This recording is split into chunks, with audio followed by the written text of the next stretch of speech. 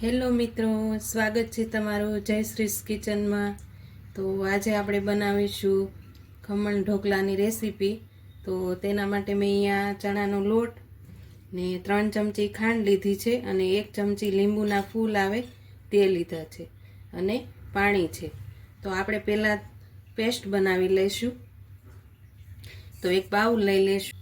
હવે તેમાં આપણે અડધોથી પોણો ગ્લાસ જેટલું પાણી નાખવાનું છે। પહેલાં આપણે 3 ચમચી જે ખાંડ લીધી હતી તે નાખી દઈશું પાણીમાં। પછી લીંબુના ફૂલ 1 ચમચી લીધા હતા તે નાખી દઈશું અને સ્વાદ પ્રમાણે મીઠું એડ કરી દઈશું। પછી આપણે તેને સારી રીતે મિક્સ કરી લેવાનું છે।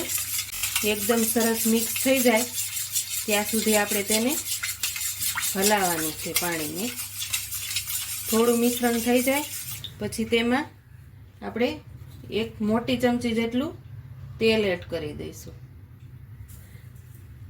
તો આપણા ઢોકળા એકદમ સરસ બનશે ફૂલીને। તમે આ રીતે ખમણ ઢોકળા બનાવશો તો એકદમ રૂ જેવા પોચા બનશે। તમે આમાં લીંબુનો ઉપયોગ નહીં કરતા, નકર તમારા ખમણ સારા નહીં બને। તો આ રીતે આપણે મિક્સ કરી લેવાનું છે। તો આપણું એકદમ સરસ બનીને રેડી થઈ ગયું છે। તો હવે આપણે તેમાં થોડો થોડો ચણાનો લોટ નાખતા જઈશું। થોડો થોડો એડ કરવાનો છે, નકર આપણી ગાંઠા પડી જશે।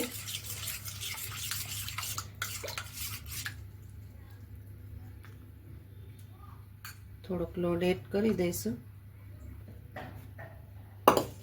આ રીતે આપણે તેને સરસ રીતે મિક્સ કરી લેવાનું છે। આ રીતે તો આપણી એકદમ પેસ્ટ બનીને એકદમ સરસ રેડી થઈ ગઈ છે। તો આ રીતે આપણે ખમણની પેસ્ટ રાખવાની રહેશે। બહુ ઢીલી પણ નહીં, બહુ કડક પણ નહીં, આ રીતે ચમચીમાંથી પડવું જોઈએ। આ રીતે તો તૈયાર છે આપણી પેસ્ટ।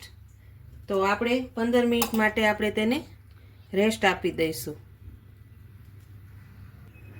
15 મિનિટ થઈ ગઈ છે બેટરને। તો હવે આપણે તેને મિક્સ કરીને જોઈ લઈશું। તો આ રીતે એકદમ સરસ બનીને રેડી થઈ ગઈ છે। હવે આપણે તેમાં સોડા એડ કરીશું।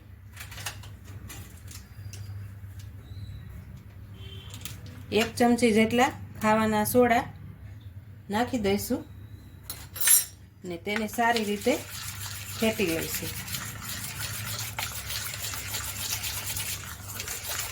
તો આ રીતે આપણે એકદમ સરસ ફૂલી જશે લોટ। આ રીતે એકદમ સરસ બનીને થઈ ગયો છે। હવે આપણે કુકરને અહીંયા પહેલેથી જ પાણી મૂકી દીધું છે ગરમ કરવા। હવે આપણે ડીશને તેલથી ગ્રીસ કરી લઈશું।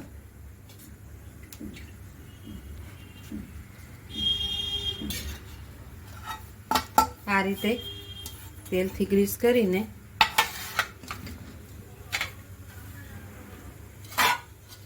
આપણે 2 પ્લેટમાં તો ગ્રીસ થઈ ગયું છે। આપણે તેમાં હવે બેટરને એડ કરી દઈશું। આ રીતે 2 ડીશમાં તો 2 ડીશ આપણે કમ્પ્લીટ થઈ ગઈ છે। હવે આપણે તેને ઢોકળિયામાં મૂકી દઈશું।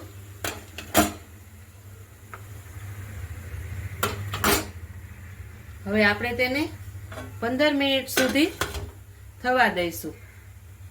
તો આપણી 15 મિનિટ થઈ ગઈ છે। તો આપણે જોઈ લઈએ આપણા ખમણ।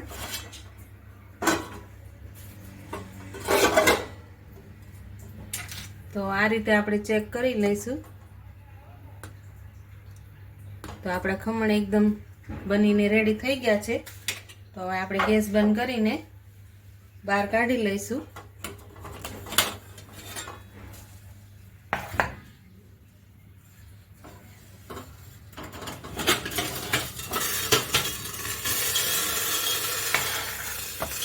તો આપણા ખમણ એકદમ સરસ બની ગયા છે. આપણે હવે તેને થોડી વાર ઠંડા થવા દઈશું. ત્યાં સુધીમાં આપણે ખમણનો વઘાર કરી લઈશું.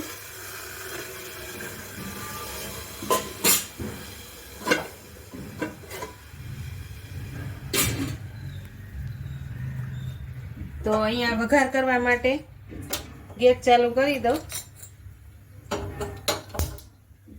આપણે તેને પેન મૂકી દઈશું. તેમાં આપણે 2 મોટી ચમચી તેલ નાખીશું.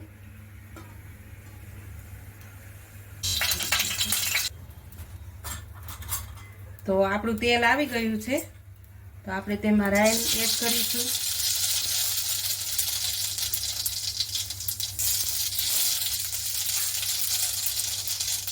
મીઠા લીમડાના પાન અને મરચું કટિંગ કરેલું છે તે આમાં એડ કરી દઈશું. હવે આમાં થોડું પાણી નાખી દઈશું. થોડી ખાંડ 2 ચમચી જેટલી એડ કરી દઈશું. વઘારને સારી રીતે મિક્સ કરી લઈશું. થોડી ખાંડ ઓગળી જાય ત્યાં સુધી આપણે ઉકળવા દઈશું. તો આપણો વઘાર બનીને રેડી થઈ ગયો છે. હવે આપણે ખમણમાં એડ કરી દઈશું.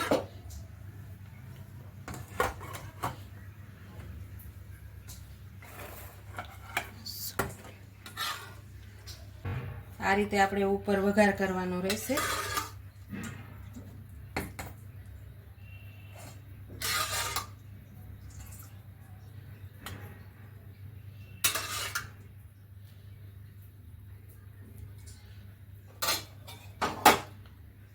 તો આપણા ખમણ બનીને રેડી થઈ ગયા છે. હવે આપણે સર્વિંગ બોલમાં લઈ લેશું. તો હું તમને બતાવું કે આપણા ખમણ એકદમ પોચા રૂ જેવા બનીને તૈયાર થઈ ગયા છે. તો આપણે એક પ્લેટમાં કાઢી લઈએ.